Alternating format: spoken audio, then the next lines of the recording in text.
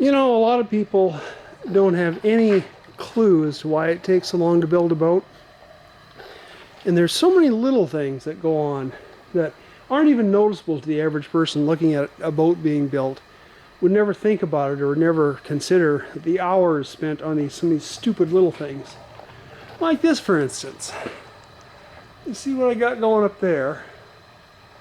I had to put a ladder up there, a couple boards, one to support the ladder, and a 2x6 that's got a come-along hook to it, which hooks to my track up there.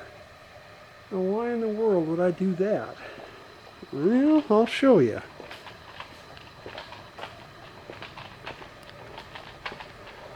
Come back up here to the bow. And here's another ladder set up.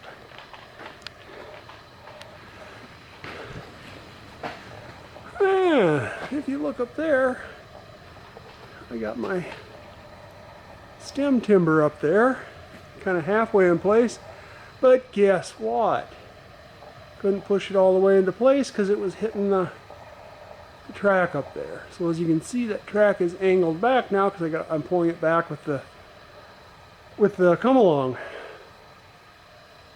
give me enough room to get this stem up in here.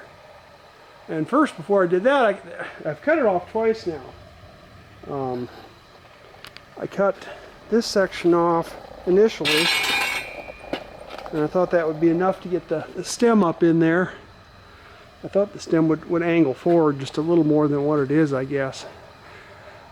I was kind of picturing it going up, the stem ending up over here, you know, but it ended up back here a little more, so it was hitting the rail. So, what were the options? Well, we could slide the boat ahead a little bit, which would have been perfect, which should have been done. But, man, it's all situated and leveled and blocked, and, you know, I could have put, you know, a couple concrete anchors in here and some eyes and hooked some come-alongs up to the bed that it's on and pulled it. Or I could have maybe got my skid loader in behind it and maybe pushed it. Maybe. I don't know, it's getting pretty heavy already, I'm sure. So anyway, at least for the time being, I'm just going this route. I cut another 1.5 inches off that to get it as close to that attachment point, that chain, as I could. And it still wasn't quite enough. So now I should have plenty of room to get it in there. And I should still be able to use the chain hoist here. Not that I'm going to be needing the chain hoist. Well, I need it for a while yet, I guess. But anyway, I got it pulled up higher, and I don't know what I'll do if I suppose I could put a cable in there and a couple turnbuckles to kind of pull that thing back permanently, or just leave that old come along up there. I don't know. But anyway, so now I'll be able to get this joint closed up here and see how it's going to fit. Do a test fit on it, and I'll probably have to pull it up and do a little bit of trimming on it, and then I'll glue it in place and then bolt it in place, and we'll have a stem.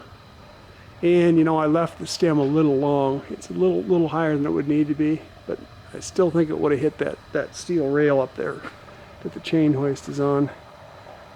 So yeah, that's some of the things you got to go through. And I suppose at this point I could cut the rail off back farther again now and let it hang back down again, because I really shouldn't need anything up that close to the bow, you know, any heavy lifting. Any heavy lifting I'm going to be doing is going to be, well, the engine, fuel tanks, and the rest of these frames, which will all be, you know, back farther, or at least for the most part back farther. This very forward frame or two is probably going to be made in place as opposed to assembled and then put in there, because I don't think there's going to be any way to make them on the table there. And I suppose you could, but we'll see. But I don't think I'll need the hoist for those anyway. They're going to be pretty small, pretty light.